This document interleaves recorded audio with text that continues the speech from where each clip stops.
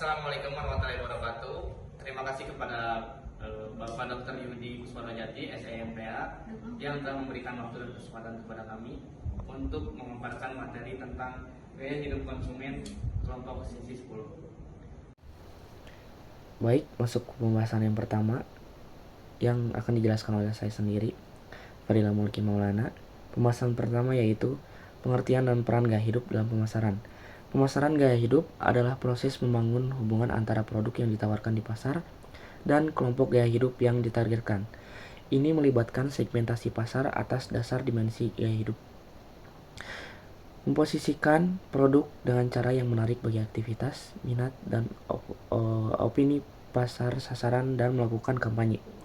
Promosi khusus yang memanfaatkan daya tarik gaya hidup untuk meningkatkan nilai pasar dari produk yang ditawarkan. Analisis gaya hidup akan membantu pemasaran untuk melukiskan potret yang lebih manusiawi ke pasar sasaran mereka. Misalnya, kelompok gaya hidup mudah bergerak ke atas yang melintasi sub-budaya, kelas sosial, pekerjaan, dan lain-lain. Dikutip oleh Yudi 2021-242. Studi gaya hidup adalah komponen dari konsep perilaku yang lebih luas yang disebut psikografis. Bergman dan Gilson dalam dikutip Yudi 2021-242 mendefinisikan gaya hidup sebagai pola perilaku terpadu yang menentukan dan ditentukan oleh konsumsi. Artinya, gaya hidup mencerminkan cara individu hidup sehari-hari, termasuk bagaimana mereka menggunakan waktu dan uang. Gaya hidup ini tidak hanya membentuk kebiasaan konsumsi, tetapi juga dipengaruhi oleh apa yang mereka konsumsi, sebuah hubungan dua arah. Baik, masuk ke pembahasan yang kedua. Pembahasan kedua yaitu dimensi gaya hidup dan psikografis AIO. Yang pertama, aktivitas atau disebut juga activity, seperti bekerja, hobi, peristiwa sosial, liburan, hiburan, anggota klub, komunitas, belanja, dan olahraga. Dikutip oleh Yudi 2021-245. Menambahkan pertanyaan aktivitas, menanyakan apa yang dilakukan konsumen, apa yang dibeli konsumen, dan bagaimana konsumen menghabiskan waktunya. Dikutip oleh Yudi 2021-245. Melengkapi kegiatan, menunjukkan bagaimana konsumen keluarga menghabiskan waktunya. Menjelaskan bahwa aktivitas atau kegiatan adalah mengungkapkan apa yang dikerjakan konsumen, produk apa yang dibeli atau digunakan, kegiatan apa yang mereka lakukan untuk mengisi waktu luang. Walaupun tindakan ini biasanya dapat diamati, alasan untuk tindakan tersebut jarang dapat diukur secara langsung. Yang kedua, yaitu minat atau interest, seperti keluarga, rumah, pekerjaan, komunitas, rekreasi, pakaian, makanan, media, dan prestasi. Dikutip oleh Yudi 2021-246. Mendeskripsikan minat adalah preferensi atau prioritas keluarga atau konsumen. Pertanyaan minat menanyakan preferensi dan prioritas konsumen. Sedangkan dikutip oleh Yudi 2021-246 menjelaskan bahwa interest atau minat mengemukakan apa itu minat, kesukaan, kegemaran, dan prioritas dalam hidup konsumen tersebut. Yang ketiga, opini atau opinion, seperti diri mereka sendiri, masalah-masalah sosial, politik, bisnis, ekonomi, pendidikan, dan produk masa depan. Menambahkan perayaan opini, menanyakan pandangan dan perasaan konsumen mengenai berbagai topik kejadian-kejadian yang berlangsung di lingkungan sekitar, baik yang lokal maupun internasional. Masalah-masalah ekonomi, sosial, dan moral. Dikutip oleh Yudi 2021-246.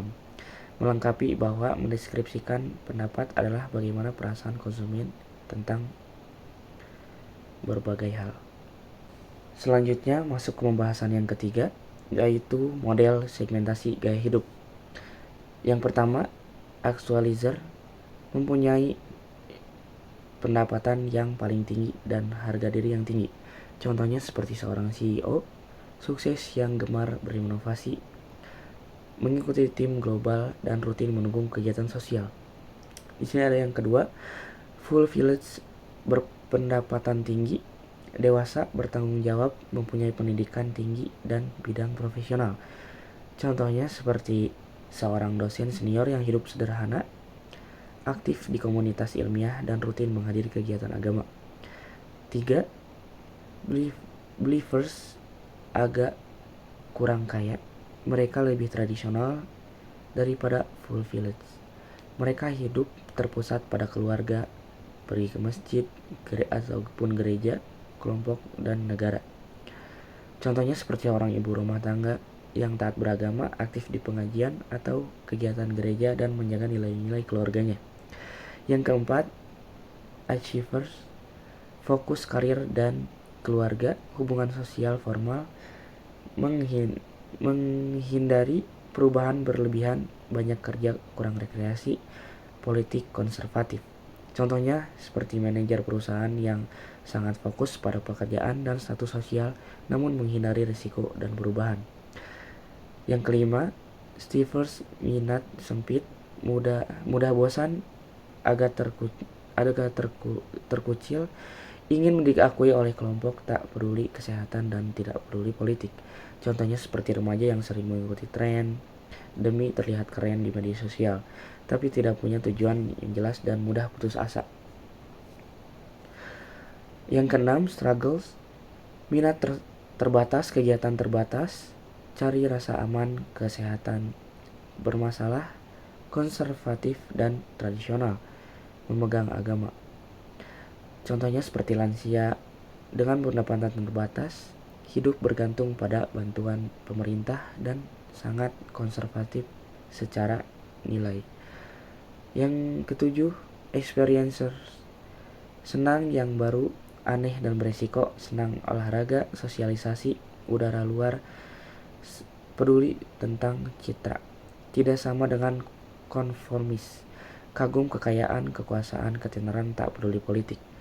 Contohnya seperti mahasiswa yang gemar mencoba hal-hal baru, ikut komunitas kreatif, dan aktif dalam olahraga ekstrim.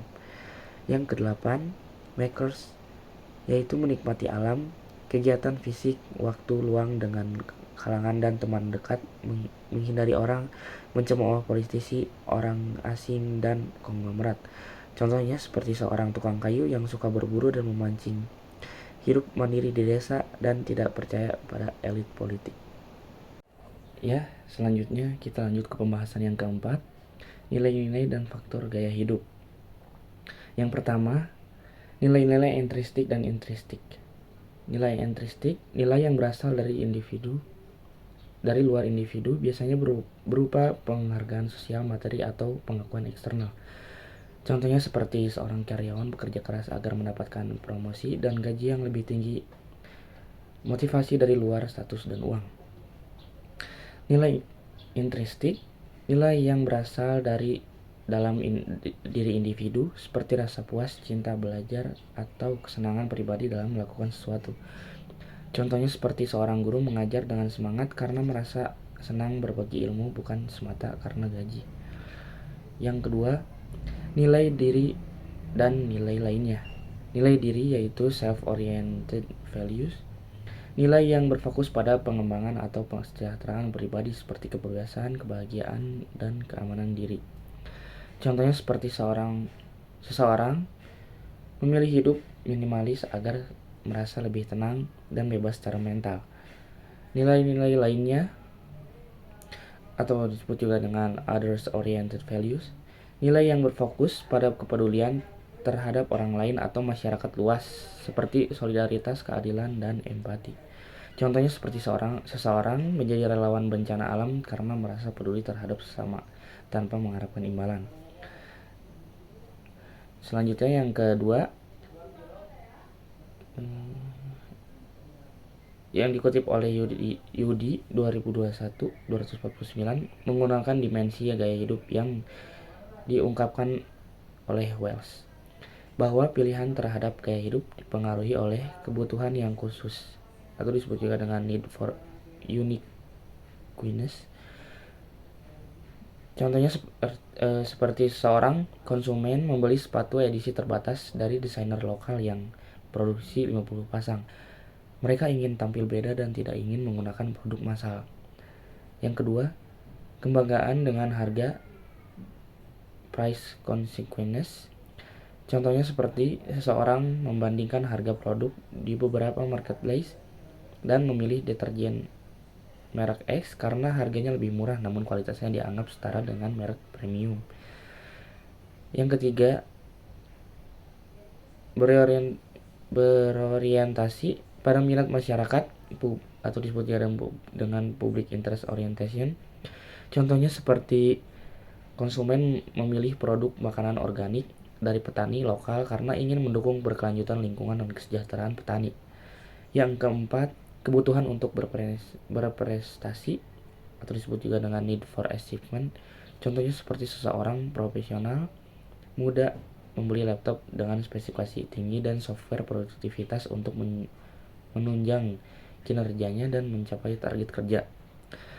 Yang kelima, kebutuhan untuk dihargai atau disebut juga dengan need for respect. Contohnya seperti pengusaha membeli jam tangan mewah merek Rolex bukan hanya karena fungsinya, tetapi karena simbol status dan penghargaan sosial yang melekat pada brand tersebut. Selanjutnya yang ketiga yaitu Feldman dan Tarbell dan Satis dikutip oleh Yudi 2021-250 menggambarkan gaya hidup dengan karakteristik sebagai berikut. Yang pertama, gaya hidup adalah fenomena kelompok.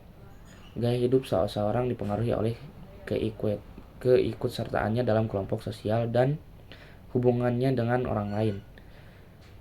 Dua pegawai di kantor yang sama mungkin menunjukkan gaya hidup yang berbeda.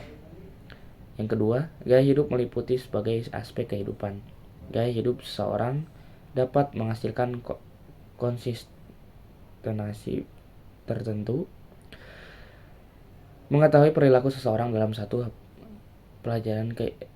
satu kehidupan memungkinkan kita untuk memprediksi bagaimana mungkin berperilaku di bidang lain. Yang ketiga, gaya hidup menerapkan minat hidup untuk setiap individu. Ada banyak kepentingan kehidupan seperti keluarga, pekerjaan, waktu luang, eksploitasi,